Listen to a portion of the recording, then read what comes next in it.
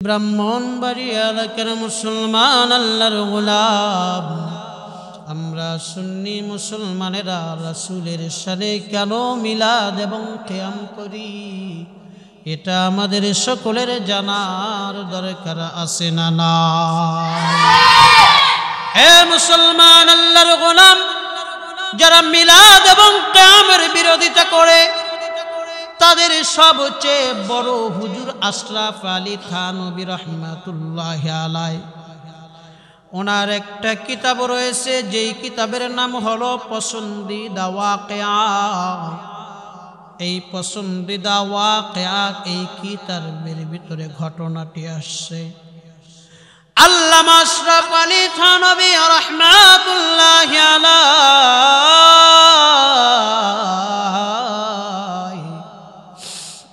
লিখতেছেন আল্লামা হাসান আল বসরি রাহমাতুল্লাহ আলাইহির জামানার একটি ঘটনা। একজন মহিলা ছিল দুনিয়ার জমিনের ভিতরে যার বাবা নাই, দুনিয়ার জমিনের ভিতরে তার মাও জীবিত নাই। বড় লোকের বাড়িতে কাজকর্ম করে সে তার জীবনটাকে চালায়। সেখান থেকে তারা তাকে খাবার দেয়, পোশাক পরিচ্ছদ দেয়। এক পর্যায়ে এই মেয়েটা ওই বাড়িতে কাজ করতে করতে বিবাহের উপযুক্ত হয়ে গেল। হয়ে যাবার পরে ওই বাড়ির মালিক চিন্তা করলো না দুনিয়ার জমিনের ভিতরে মেয়েটার বাবা নাই, দুনিয়ার জমিনের ভিতরে মেয়েটার মা নাই। মেয়েটা বড় অসহায়, মেয়েটা বড় গরিব। এই মেয়েটাকে আমি যার তার হাতে তুলে দিতে পারি না। হয়তো বা যার তার হাতে যদি আমি তুলে দেই তাহলে আমি তো আমার মালিকের দরবারে কোনো কৈফিয়ত দিতে পারবো না। অতএব আমি আমার নিজের সন্তানের সঙ্গে কে বিবাহ দিয়ে দিব। আওয়াজ দিয়ে বলুন না মারহাবা। হে মুসলমান আল্লাহর গোলাম, এইবার আল্লাহর বান্দা তার আপন সন্তানের সঙ্গেই কন্যাটার বিবাহের ব্যবস্থা করে দিলেন। এতিম মেয়ের বিবাহের ব্যবস্থা করে দেওয়ার পরে মুসলমান আল্লাহর গোলাম বিবাহ হয়ে গেল। হয়ে যাবার পরে কিছুদিন পরেই তার শ্বশুর এবং শাশুড়ি রব্বে কারিমের ডাকে সাড়া দিয়ে অন্ধকার কবরের জমিনে চলে গেল। অন্ধকার কবরের জমিনে চলে যাবার পরে এই মেয়েটার আপন বলতে তার স্বামী ছাড়া আর কেউ নাই। এই মেয়েটা তার স্বামীর ঘর সংসার করতেছে। আল্লাহ তাআলা রহমত করে তার গর্ভে একটা সন্তান দিয়া দিলেন। যখন সন্তান তার গর্ভে 4 মাস বয়স হয়ে গেল, বয়স হয়ে যাওয়ার পরে এই পেটের সন্তানের বাবা অর্থাৎ এই এতিম মেয়েটার স্বামীও দুনিয়ার জমিন থেকে বিদায় নিয়ে চলে গেল। চলে যাবার পরে মুসলমান আল্লাহর গোলাম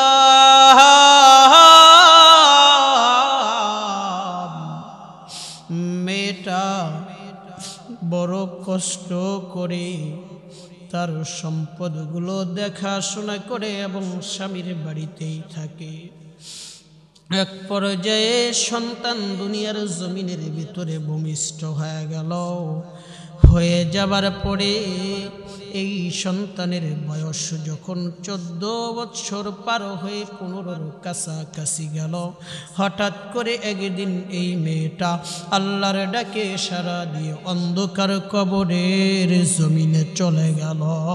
আওয়াজ দিয়া বলুন না আল্লাহু আকবার। আর একবার জোরে বলি আল্লাহু আকবার। হে মুসলমান, আল্লাহর গোলাম, এইবার মেয়েটা যখন অন্ধকার কবরের জমিনে চলে গেল, চলে যাবার পরে এই মেয়ের মা বড় পাগল যে দুনিয়ার জমিনের ভিতরে আমার আপন বলতে আর কেউ রইল না। এক পর্যায়ে এই মেয়েটাকে সারা তার মা কোনোদিন থাকে নাই, এই জন্য মেয়েটার কথা বলতে পারে না। যেই হুজুরকে দেখে সেই হুজুরকেই জিজ্ঞাসা করে, ও হুজুর, দয়া করে একটু বলবেননি এমন কোনো আমল আসেনি যেই আমল করলে আমার মেয়ে কবরের জমিনে কেমন আছে এটা আমি জানতে পারব? সকল হুজুরেরা বলে, না না না না, এমন কোনো আমল আমাদের জানা নাই যে আমল করলে তোমার মরা মেয়ের কবরের অবস্থা তুমি জানতে পারবে। তবে একটা কথা বলতে পারি, বর্তমান জামানার ভিতরে সবচেয়ে বড় বুজুর্গ হচ্ছে আল্লামা হাসান আল বসরি রহমাতুল্লাহি আলাইহি। উনি যেমন একজন বুজুর্গ তেমন একজন বড় মাফের আলেম। এর কাছে যদি তুমি যাও, হয়তোবা আল্লামা হাসান আল বসরি রহমাতুল্লাহি আলাইহি তোমাকে এমন কোনো সন্ধান দিতে পারবেন, আওয়াজ দিয়া বলি আল্লাহু আকবার। আল্লামা হাসান আল বসরি রহমাতুল্লাহি আলাইহির কাছে এইবার এই মহিলা গেলেন, যাবার পরে সালাম দিলেন, দিয়ে ঘটনা খুলে বললেন। খুলে বলবার পরে আল্লামা হাসান আল বসরি রহমাতুল্লাহি আলাইহি বলেন, বোন রে, এমন কোন আমল নাই যেই আমল করলে তুমি তোমার মরা মেয়ের কবরের অবস্থা জানতে পারবে, হালত জানতে পারবে। এমন কোন আমল আমার কাছে জানা নাই। তবে আমি তোমাকে ছোট্ট একটা আমল দিয়ে দেই, হয়তোবা আল্লাহ তাআলা এই আমলের বিনিময়ে তোমার মেয়ের কবরের অবস্থা তোমাকে জানিয়ে দিবেন। আওয়াজ দিয়া বলি সুবহানাল্লাহ। এই কথা বলবার পরে মেয়েটা বললেন যে হ্যাঁ হুজুর, দয়া করে আমলটা জানাইয়া দেন। আল্লামা হাসান আল বসরি রহমাতুল্লাহি আলাইহি বলেন, তুমি কি নামাজ পড়ো? এইবার তখন মহিলা বলতেছে যে হুজুর কি বললেন? নামাজ পড়ি না মানে নামাজ না পড়লে কি কেউ মুসলমান হতে পারে? কারণ রাসূল সাল্লাল্লাহু আলাইহি ওয়াসাল্লাম বলেছেন, মান তারাকা সালাতান মুতাআম্মিদান ফাহাদাইনাহু ফাকাদ কাফারা রাব্বা। যেই ব্যক্তি বিনা কারণে বিনা ওজরে এক ওয়াক্ত সালাত ছেড়ে দেয়, হতে পারে এই সালাত ছেড়ে দেওয়ার কারণে তার ঈমান চলে যাবে। আওয়াজ দিয়ে বলি নাউযুবিল্লাহ। শুধু তাই না, রাসূল আরবি সাল্লাল্লাহু আলাইহি ওয়াসাল্লাম আরো বলেছেন, বাইনাল আবদি ওয়াল কুফরি তারকুস সালাহ। কাফের এবং বেঈমান এর মাঝে আর ঈমানদারের মাঝে পার্থক্য কি? ঈমানদার সালাত কায়েম করবে, কাফের বেঈমান সালাত কায়েম করবে না। এই জন্য নামাজ কখনোই ছেড়ে দেওয়া যাবে না। শুধু তাই না, রাসূল আরবি সাল্লাল্লাহু আলাইহি ওয়াসাল্লাম আরো বলেছেন, আউয়ালু মা ইউহাসাব বিহিল আবদু ইয়াউমাল কিয়ামাতিস সালাত। কিয়ামতের ময়দানে আল্লাহ তাআলা ময়দানে মাহশারে সর্বপ্রথম সালাতের হিসাব বান্দার কাছ থেকে নেবেন। এই জন্য ভাই, আপনাদের সকলকে আমি বিনীতভাবে অনুরোধ করব, কেউ কোনোদিন ফরজ সালাত ছেড়ে দিবেন না। আপনি যত আমল করেন না কেন, আপনার জীবনে যদি সালাত না থাকে তাহলে আপনার এই আমলের কোনো দাম নাই। এই জন্য সালাত আপনাকে এবং আমাকে আদায় করতেই হবে। আর আল্লাহর সঙ্গে সবচেয়ে ভালো সম্পর্ক তৈরি করার একটি উপায় রয়েছে, সেটি হচ্ছে সালাত। বান্দা যখন সালাতের ভিতরে দাঁড়িয়ে যায়, সালাতে দাঁড়িয়ে কোরআনুল কারীম থেকে তেলাওয়াত করতে থাকেন, আল্লাহ তাআলা সঙ্গে সঙ্গে তার তেলাওয়াতের জবাব দিতে থাকেন। আওয়াজ দিয়ে বলি আল্লাহু আকবার। এই জন্য আল্লাহর সঙ্গে সম্পর্ক করার সবচেয়ে সহজ উপায় হলো সালাত আদায় করা। এই জন্য সালাত আমরা কেউ ইনশাআল্লাহ ছেড়ে দেব না। আল্লাহ সকলকে তৌফিক দান করুক, সবাই বলি আমিন। যেই বিষয়টা বলতেছিলাম, আল্লামা হাসান আল বসরি রাহমাতুল্লাহ আলাইহি বললেন যে ঠিক আছে, তাহলে তুমি ইশারের সালাত আদায় করবার পরে 4 রাকাত আরো নফল সালাত আদায় করবে। প্রথম রাকাত 2 রাকাত করে 4 রাকাত নফল সালাত আদায় করবে। প্রথম রাকাতে তুমি সূরা ফাতিহার পরে সূরা আলাম নাশরাহ করবে, দ্বিতীয় রাকাতে সূরা ফাতিহার পরে সূরা ইখলাস করবে। এইভাবে 4 রাকাত সালাত শেষ করবে। করবার পরে তুমি কি করবে? রাসূলের শানে কিছুক্ষণ সময় পর্যন্ত তুমি মিলাদ করতে থাকবে, রাসূলের জীবন বৃত্তান্ত বলতে থাকবে। মিলাদ শব্দের অর্থ রাসূলের জীবন বৃত্তান্ত, এটা তুমি পড়তে থাকবে বা বলতে থাকবে। তারপরে হুজুর কি করব? যে তারপরে তুমি রাসূলের সম্মান প্রদর্শনের কারণে, রাসূলের সম্মানার্থে দাঁড়িয়ে দাঁড়িয়ে কিছুক্ষণ সময় পর্যন্ত তুমি রাসূলকে দাঁড়িয়ে দাঁড়িয়ে সালাম জানাবে, অর্থাৎ কিয়াম করবে। আওয়াজ দিয়ে বলি আল্লাহু আকবার। মুসলমান, এই কথাটা বলবার পরে আল্লামা আশরাফ আলী থানভীকে বলে যে হুজুর তারপরে কি করব? যে তারপরে তুমি মোনাজাত করবে আল্লাহর দরবারে, করে শুয়ে পড়বে পুত পবিত্র একটা বিছানার উপরে। যতক্ষণ পর্যন্ত পারো সুবহানাল্লাহ আলহামদুলিল্লাহ তাসবিহগুলো জপতে থাকবে। নিয়মিত 7 দিন এই আমলটা করো।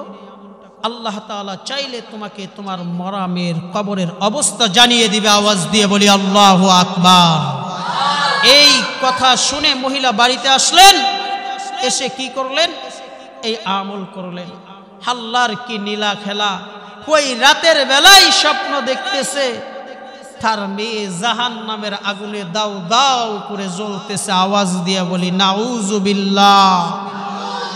আল্লাহর বান্দি এই দৃশ্য দেখবার পরে সকাল বেলা এইবার ফজরের সালাত আদায় করে আল্লামা হাসান আল বসরি রাহমাতুল্লাহ আলাইহির দরবারে চলে গেছেন। চলে গিয়ে আল্লামা হাসান আল বসরি রাহমাতুল্লাহ আলাইহিকে বলতেছেন, ও হুজুর, আজ প্রায় 13 দিন অতিবাহিত হয়ে গেল, মেয়ে দুনিয়ার জমিন থেকে চলে গেছে। চলে যাওয়ার পরে মেয়ের হালাত জানবার জন্য আমি বড় পাগল ছিলাম। কিন্তু আপনি যে আমলের কথা বললেন, এটা এমন একটা আমল গো হুজুর, যে আমল করবার পরে এক রাত্রে আল্লাহ আমাকে আমার মেয়ের হালত জানিয়ে দিয়েছেন। তবে হুজুর, হালত জানবার পরে আমার আর সহ্য হয় না, আমি আর সহ্য করতে পারি না গো হুজুর। আমার মেয়ে তো এইভাবে জাহান্নামের আগুনের ভেতরে আছে, আমাকে ডাক দিয়া বলতেছে, মাগো, দুনিয়ার জমিনে কোনো দিন তুমি আমাকে ছেড়ে কোথাও যাও নাই, আজ তোমার মেয়ে অন্ধকার কবরের জমিনে পুড়ে গো মা, তোমার কি মায়া লাগে না? তোমার কি দয়া লাগে না গো মা? দয়া করে তুমি কি আমার জন্য কিছু করতে পারো না? এই দৃশ্য দেখবার পরে আমার ঘুম ভেঙে গেছে গো হুজুর। এখন এমন কি আমল আছে যে আমল করলে আমার মেয়েকে আমি জাহান্নাম জাহান্নামের আযাব থেকে বাঁচাতে পারবো। এই কথা বলবার পরে এইবার আল্লামা আশরাফ আলী থানভী রাহমাতুল্লাহ আলাইহি পাজদিদা ওয়াকিআ কিতাবের ভিতরে লেখেন, আল্লামা হাসান আল বসরি রাহমাতুল্লাহ আলাইহি এই মহিলাকে ডাক দিয়ে বলে, বোন এমন কোন আমল নাই, তবে আমি তোমাকে একটা বিষয় বলে দেই, তোমার যা সামর্থ্য রয়েছে এখান থেকে তুমি যা পারো আল্লাহর ওয়াস্তে এতিম ও অসহায় মিসকিনদেরকে দান করে দাও। আর তোমাকে যে আমলটার কথা বলেছিলাম ওইভাবে তুমি সালাত আদায় করে ওইভাবে রাসূলের জীবনে নিয়ে আলোচনা করবে এবং রাসূলকে দাঁড়িয়ে দাঁড়িয়ে তুমি সালাম জানাবে। হয়তো আল্লাহ তাআলা এই ওসিলায় তোমার মেয়েকে মাফ করে দিবে। এইবার মহিলা আল্লামা হাসান আল বসরি রাহমাতুল্লাহ আলাইহির দরবার থেকে তার বাড়ির দিকে রওনা হয়ে গেল। এক পর্যায়ে বাড়িতে পৌঁছে গেল। পৌঁছে যাওয়ার পরে এইবার সামর্থ্য অনুযায়ী এতিম অসহায় মিসকিনদেরকে কিছু তিনি দান এবং সদকা করলেন। করবার পরে আবার আগের নিয়মে আমল করলেন। আমল করবার পরে এইবার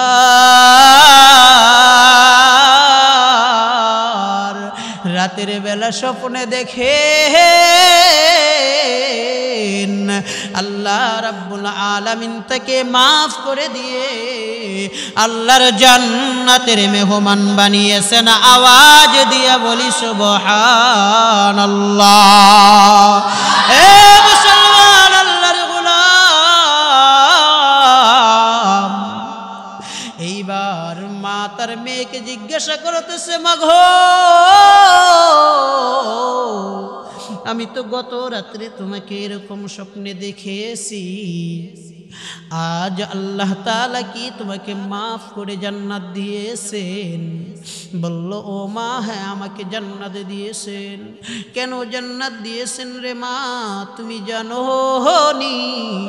এইবার মা ডাক দিয়ে বলে, না রে মেয়ে, না না, আমি তো এই বিষয়টা জানি না যে এই জন্য আল্লাহ তাআলা আমাকে জান্নাত দিয়েছেন। তুমি দান সদকা করেছো এবং রাসূলের জীবনী নিয়ে আলোচনা করেছো, রাসূলের শানে দাঁড়িয়ে দাঁড়িয়ে সালাম জানিয়েছো। আর দাঁড়িয়ে দাঁড়িয়ে সালাম জানানোর কারণে আমার আল্লাহ এত বেশি খুশি হয়েছেন যে রাসূলের ওসিলায়, রাসূলকে সালাম দেওয়ার ওসিলায় আমাকে মাফ করে জান্নাতের মেহমান বানিয়েছেন। আওয়াজ দিয়ে বলি সুবহানাল্লাহ। তো মুসলমান, এই জন্য আমরা কি করি? সুন্নিরা রাসূলকে দাঁড়িয়ে দাঁড়িয়ে সালাম জানাই। কিন্তু দুঃখজনক হলেও সত্য, বাংলার জমিনে এক শ্রেণীর কিছু ওয়াহাবি, নজদি, খারেজি, রাফেজি, মুতাজিলা, কাদিয়ানি রয়েছে যারা রাসূলের শানে কিয়াম করাকে সহ্য করে না। আরে ভাই, তোমাদের যারা বড় হুজুর হাজী ইমদাদুল্লাহ মুহাজির মক্কি রাসূলের সামনে দাঁড়িয়ে দাঁড়িয়ে কিয়াম করেছেন। আশরাফ আলী থানভী রাহমাতুল্লাহ আলাইহি কিয়াম করেছেন, অন্যকে করার আদেশ করেছেন। এই পাজদিদা ওয়াকিয়াতে বলেছেন যে আমি তো কিয়াম করি, তোমরা সকলেই রাসূলের শানে দাঁড়িয়ে দাঁড়িয়ে কিয়াম করবে। আওয়াজ দিয়ে বলি আল্লাহু আকবার। এটা না, হুসাইন আহমেদ মাদানী রাহমাতুল্লাহি আলাইহি, তোমাদের তো বড় হুজুর, উনি দাঁড়িয়ে দাঁড়িয়ে কিয়াম করেছেন। তো এরকম করে প্রত্যেকটা যারা বড় বড় মুরব্বী ছিল সকলেই দাঁড়িয়ে দাঁড়িয়ে কি করেছেন? কিয়াম করেছেন। আর রাসূলের প্রতি এই জন্যই আমরা সুন্নি মুসলমানেরা মিলাদ এবং কিয়াম করি, দাঁড়িয়ে দাঁড়িয়ে রাসূলকে সম্মান প্রদর্শন করি। আওয়াজ দিয়ে বলুন ঠিক কিনা? তো এই জন্য বলতে চাই, ও ভাই, বিরোধিতার দরকার নাই। রাসূলের শানে কিয়াম করো, লাভ তোমার হবে। কারণ আল্লাহ তাআলা নিজে হাদিসে কুদসিতে বলেছেন, যুকিরতা মাই। হে নবী, আপনি পৃথিবীর মানুষকে বলুন যেখানে আমি আল্লাহ সেখানে আপনি রাসূল। তুলকে ভুলকে সব জায়গাতে আমি আল্লাহ যেখানে, আপনি রাসূল সেখানে। আর কেউ যদি মান যাকারানি ফাকাদ যাকারাল্লাহ, কেউ যদি রাসূলের নামের জিকির করে সেটা আমার আল্লাহর নামের জিকির হয়ে যায়। আওয়াজ দিয়ে বলি না সুবহানাল্লাহ। এই জন্য আমরা কি করি, এত রাসূল রাসূল করি। এই পছন্দিদা ওয়াকিয়া কিতাবের ভিতরে আল্লামা আশরাফ আলী থানভী রাহমাতুল্লাহি আলাইহি আরো লিখেছেন। কি লিখেছেন? যে আল্লাহর এক বান্দা ছিল, যেই বান্দা হজ ব্রত পালন করবার জন্য তার সন্তানকে নিয়ে মক্কাতুল মুকাররমা মদিনাতুল মুনাওয়ারার দিকে রওনা হয়ে গেলেন। কিন্তু মরুভূমির এক এলাকাতে যাবার পরে মাঝপথে আল্লাহর বান্দা হঠাৎ অসুস্থ হয়ে গেলেন। কাফেলার লোকজন তাকে ছেড়ে চলে গেল, বাবা এবং সন্তান সেখানে রয়ে গেল। এক পর্যায়ে রাতের বেলা বাবা অসুস্থ অবস্থায় মৃত্যুবরণ করে ফেলল। করবার পরে সন্তান চিন্তায় চিন্তিত হয়ে গেল, আহারে এমন একটা জায়গাতে বাবার মৃত্যু হলো, কোথায় পাবো কাফনের কাপড়, কিভাবে করব বাবাকে দাফন। এই চিন্তায় চিন্তিত হয়ে এইবার সন্তান এদিকে সেদিকে তাকাচ্ছে, তাকিয়ে এইবার হঠাৎ করে বাবার কাছে এসে দেখে আল্লাহর কি নীলার খেলা, বাবার চেহারা আর মানুষের চেহারা নাই, শুকুরের চেহারায় পরিণত হয়ে গেছে। আওয়াজ দিয়া বলি নাউজুবিল্লাহ। এই দৃশ্য দেখবার পরে সন্তান আফসোস, হায় আল্লাহ কি অবস্থা, এখন আমি কি করব মালিক। এই চিন্তা করতে করতে এক পর্যায়ে হঠাৎ করে সন্তান ঘুমের ঘরে ঘুমিয়ে গেলেন। ঘুমিয়ে যাবার পরে স্বপ্ন যুগে দেখতেছেন একজন সাদা পোশাক পরিধান করে সুন্দর চেহারার অধিকারী এক মানুষ তার বাবার কাছে আসছে। এসে যুবককে ডাক দিয়ে বলতেছে, ও যুবক, তুমি কেন এত চিন্তা করতেছো, কেন এত টেনশন করতেছো? এইবার তখন যুবক বলতেছে যে হুজুর, আমি তো আপনাকে চিনি না, আমি আপনাকে জানিও না, কিন্তু আমার তো বাবার এই অবস্থা, আমি এই জন্য চিন্তা করতেছি। তখন এই সুন্দর চেহারার অধিকারী লোকটা ডাক দিয়ে বলতেছে, যুবক, তোমার চিন্তার কোনো প্রয়োজন নাই, তোমার চিন্তার কোনো প্রয়োজন নাই। আমি তোমার বাবার চেহারার উপরে হাত বুলিয়ে দিচ্ছি, দেওয়ার সঙ্গে সঙ্গে তোমার বাবার চেহারা সুন্দর হয়ে যাবে। যুবক বলতেছে, আমি ঘুমের মধ্যেই আছি, স্বপ্ন যুগে আমার বাবার চেহারার উপরে যখন হাত বুলিয়ে দিল, ওই লোকটার মতো চাঁদের চেয়েও বেশি সুন্দর আমার বাবার চেহারা হয়ে গেল। আওয়াজ দিয়ে বলি সুবহানাল্লাহ। হয়ে যাওয়ার পরে এইবার যুবক তখন কি করতেছে, সুন্দর চেহারার অধিকারী লোকটার পা জড়িয়ে ধরছেন, বলতেছেন, হুজুর দয়া করে আপনি আপনার পরিচয়টা আমাকে দিয়ে যান। তখন সুন্দর চেহারার অধিকারী লোকটা বলতেছে, হে বাবা, আমি তো দুনিয়ার জমিনের সাধারণ কোনো মানুষ না, আমি হচ্ছি রাহমাতাল লিল আলামিন। আওয়াজ দিয়ে বলি আল্লাহু আকবার। এই কথা বলবার পরে বলতেছে, ইয়া রাসূলুল্লাহ, আমি তো দুনিয়ার কোনো মানুষকে কি করি নাই, আমার বাবার মৃত্যুর সংবাদ দেই নাই। আপনি কেমনি এই সংবাদ জানলেন? রাসূল আরবি সাল্লাল্লাহু আলাইহি ওয়াসাল্লাম বলতেছেন, হে আমার উম্মত, তোর বাবা দৈনন্দিন জীবনে কি করত তুই জানিস? সকালবেলা ফজরের সালাত আদায় করবার পরে দাঁড়িয়ে দাঁড়িয়ে আমি নবীজির প্রতি সালাম জানাতো। মাগরিবের সালাত আদায় করবার পরে দাঁড়িয়ে দাঁড়িয়ে আমি নবীজির প্রতি সালাম জানাতো, দুরূদ পড়তো, আর এই হাদিয়া নিয়ে ফেরেশতা আমার কাছে দিত। কিন্তু আজ যখন না দিল, আমি তখন ফেরেশতাকে জিজ্ঞাসা করলাম যে অমুক আমার আশিকের হাদিয়া কেন আমার কাছে আসলো না? তখন ওই ফেরেশতা আমাকে বলল, ইয়া রাসূলুল্লাহ, আপনার ওই উম্মত তো দুনিয়ার জমিনে আর জীবিত নাই, সে দুনিয়ার জমিন ত্যাগ করে অন্ধকার কবরের জমিনে চলে গেছে। এই কথাটা শুনবার পরে আমি রাসূল বললাম যে আহা, তাহলে তো আজ আমার কাছে আর হাদিয়া আসলো না। ফেরেশতা তখন আফসোস করে বলতেছে, ইয়া রাসূলুল্লাহ, শুধু তাই না, শুধু তাই না, ওই লোকটা কি হয়েছে, তার চেহারা তো এরকম হয়ে গেছে। যখন আমাকে ফেরেশতা বলেছে, এই জন্য আমি নবী কি করতে পারি নাই আর রওজার ভিতরে থাকতে পারি নাই, আমি তোমার বাবার কাছে চলে আসছি, তোমার বাবার চেহারা বুলিয়ে দিলাম। আওয়াজ দিয়ে বলুন না সুবহানাল্লাহ। শুধু তাই না, তোমার বাবার জানাজা নামাজ নিয়ে তুমি টেনশন করতেছো, কে তোমার বাবার জানাজা পড়বে, কোথা থেকে তোমার বাবার কাফন আসবে, কিভাবে তোমার বাবার দাফন হবে, তোমার চিন্তা করবার প্রয়োজন নাই। আগামীকাল সকালবেলা দেখবে যে তোমার বাবার সব কিছুর ব্যবস্থা হয়ে গেছে। যুবক বলতেছে, আমি ঘুম থেকে জাগ্রত হয়ে গেলাম, হয়ে যাওয়ার পরে আমি দেখি যে আমার বাবার চেহারা এরকম চাঁদের চেয়েও বেশি সুন্দর হয়ে গেছে, মুখ থেকে নূর চমকাচ্ছে। সকালবেলা সূর্য ওঠার আগেই চতুর্দিক থেকে হাজার হাজার মানুষ আসতেছে আমার বাবার জানাজা পড়বার জন্য।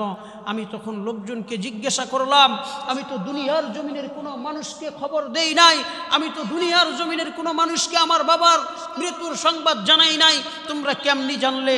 তখন এই লোকজনগুলো বলল যে আমাদের কাছে আওয়াজ এসেছে, আমরা আওয়াজ শুনেছি, হে পৃথিবীর জমিনের মানুষ, তোমরা যদি জীবনের গুনাহ মাফ পেতে চাও, তোমরা যদি আল্লাহর কাছ থেকে জাহান্নামের আযাব থেকে মুক্তি নিয়ে জান্নাতের মেহমান হতে চাও, তাহলে একজন আশিকে রাসূল মরুভূমির ভিতরে পড়ে মরে আসে, তোমরা তার জানাজার নামাজে যাও, তোমাদের জীবনের গুনাহ আল্লাহ মাফ করে দিবেন, গুনাহ আল্লাহ মাফ করে দিবেন। আওয়াজ দিয়ে বলি সুবহানাল্লাহ। আর আমরা এই জন্য জানাজার নামাজ পড়তে আসছি।